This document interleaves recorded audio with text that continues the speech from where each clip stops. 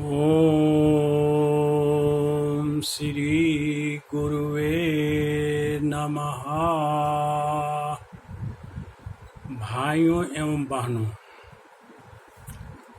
गोपी गीत के दूसरे श्लोक पर बोला जा रहा है। गोपी गीत का दूसरा श्लोक है, शरदुदास ए साधु जात सत, सरसी जोदर श्री मूसादृशा, सुरत नाथ ते शुल्क दासिका, बरद निघग्नोति नेह किंग बधा।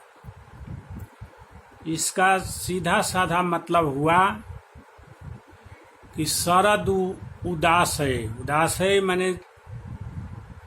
माने तालाबों में शरदकालीन शरद ऋतु के तालाबों में माने जाड़े के ऋतु में के तालाबों में कमल के फूल खिले रहते हैं।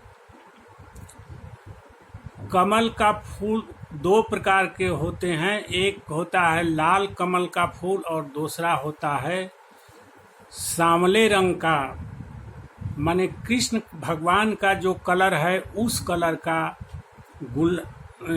कमल का फूल। तो सांवले रंग के भगवान के कलर से जो कलर मिलता है कमल के फूल का, उसी कमल के फूल का वर्णन हो रहा है। यह फूल बहुत ही दुर्लभ, कमल का फूल बहुत ही दुर्लभ है।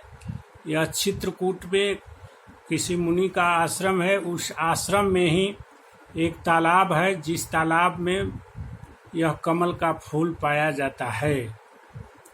तो गोपियां कह रही हैं कि शरद ऋतु में कमल के बहुत सुंदर सुंदर फूल खिलते हैं, लाखों फूल खिलते हैं। उन लाखों फूलों में जो सुंदर, सबसे सुंदर कमल का फूल होता है खिला हुआ, तो कमल के फूल के बीच में कर्णिका होती है।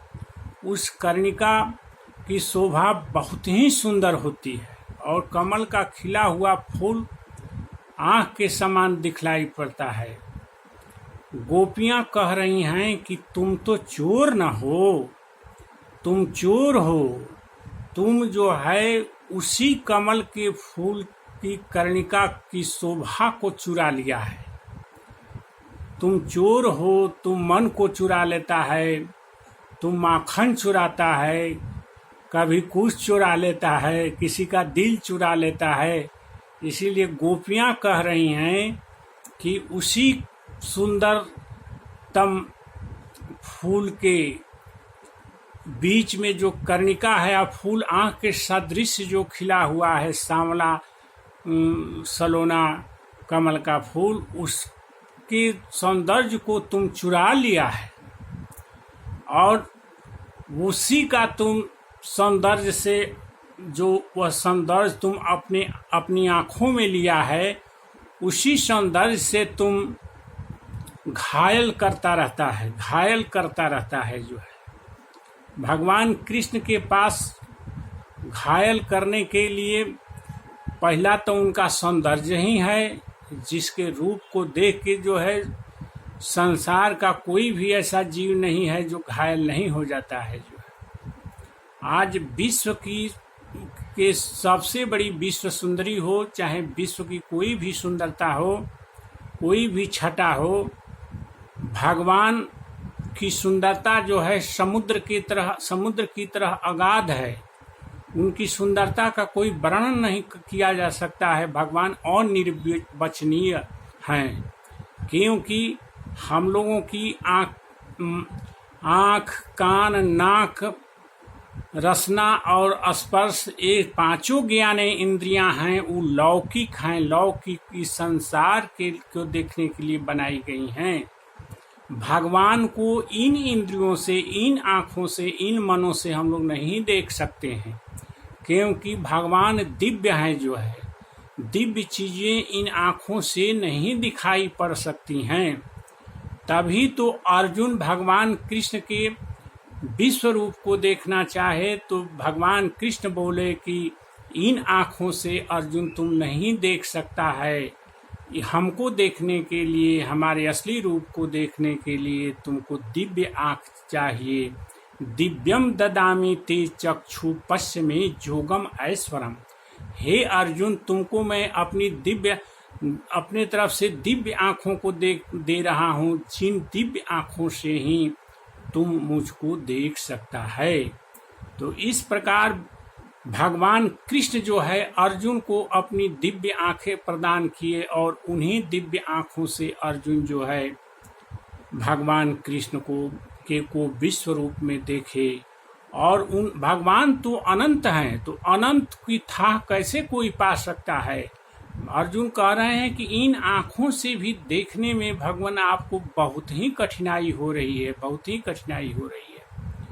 तो गोपियाँ कहती हैं, जो भगवान का हम लोग संसार में फोटो वोटो देखते हैं, जो फोटो कलाकार जो है फोटो भगवान को कृष्ण की बंसी लिए हुए, माथे पर मुकुट पहने हुए, भगवान के सांवले सलोने फेस को बनाता है, उनके कमलों को उनके चरणों को बनाता है, करों को बनाता है, पीताम्बर कपड़ा पहनाता है। ये सब सांसारिक मनुष्य की कल्पना है। ये कोई कल्पना के तहत ही ये रूप भगवान कृष्ण का बनाता है। लेकिन भगवान कृष्ण के रूप को तो कोई सांसारिक व्यक्ति वास्तव में देख ही नहीं सकता है। वही देख सकता है जिसको भगवान अपने स्वरूप को दिखाएंगे और जिसको दिव्य आंखें प्रदान करेंगे। कोई कितनों कष्ट कर ले, जम एव एस वृणुते तेन लभ्या। वेद कह रहे हैं कि जिसको भगवान अपना रूप दिखाने के लिए स्वीकार कर लेते हैं, वही भगवान के रूप को देख सकता है, दूसरा कोई नहीं देख सकता है। जम एव एस वृणुते तेन लभ्या कठोपनिषद का मंत्र है, 23वां मंत्र है, दूसरे अध्याय के पहले अध्याय के दूसरी बल्ली का 23वां मंत्र है। तसई एस आत्मा वृणुते, तसई एस माने वृणीते तनु स्वाम। उसी को जिसको भगवान स्वीकृत कर लेते हैं, उसी को अपने स्वरूप को दिखाते हैं। दूसरे मायाबद्ध कोई जीव देख नहीं सकता है, क्योंकि भगवान अनिर्वचनीय हैं। उनसे उन तक ज्ञानेंद्रियां पहुंच ही नहीं सकती हैं।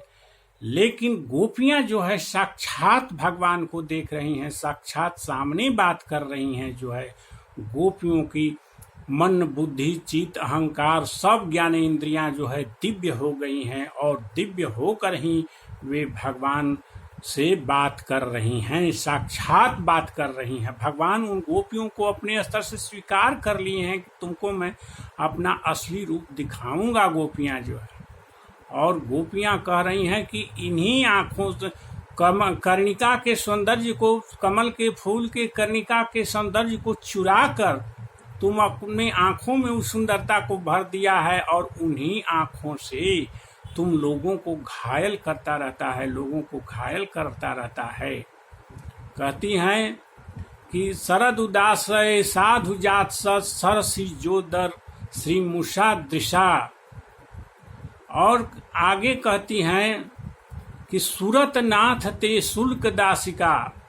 हे सूरत के नाथ जो है, तुम्हारी हम लोग बिना शुल्क की दासिका हैं। हम लोगों को कोई मोल नहीं चाहिए। जो है हम लोग निष्काम भाव से तुम्हारे चरणों में रहना चाहते हैं और तुम्हारी सेवा करना चाहते हैं। यहाँ एक सूरत आया है, सूरत के नाथ माने जो अपने चरणों में हमेशा ही अनुरक्त करके रहते हैं। अत्यंत अनुरक्ति को सूरत बोलते हैं। सूरत का मतलब है कि आप लोग कभी दो आदमी बात करते हैं तो एक आदमी बात करता है और दूसरा आदमी सुनता है, लेकिन सामने में ही दूसरा आदमी उस आदमी पर देखता रहता है जो बात करता है, लेकिन उस आदमी का ध्यान जैसे दिल्ली में उसका बेटा है तो दिल्ली में अपने बेटा पर चला गया, दिल्ली के चांदनी चौक पर चला गया, दिल्ली के जो है लाल किला के अंदर उस आदमी का ध्यान चला गया। तो कुछ देर पहला आदमी बोलने वाला बोल लेता है तो सुनने वाला कहता है कि भाई अब से कहिए तो हम ध्यान नहीं दिए आपकी बात पर, आप अब से कहिए तो हम ध्यान नहीं दिए, असल में हमारा ध्यान कहीं दूसरी जगह था, इसीलिए आप क्या बोले मैं नहीं समझ पाया हूँ। तो उसी को सूरत बोलते हैं। सूरत आदमी का कहीं पर जाके टिकता है ना जो है, तो कोई कितनों बोले जो है सुनाई नहीं पड़ता है जो है।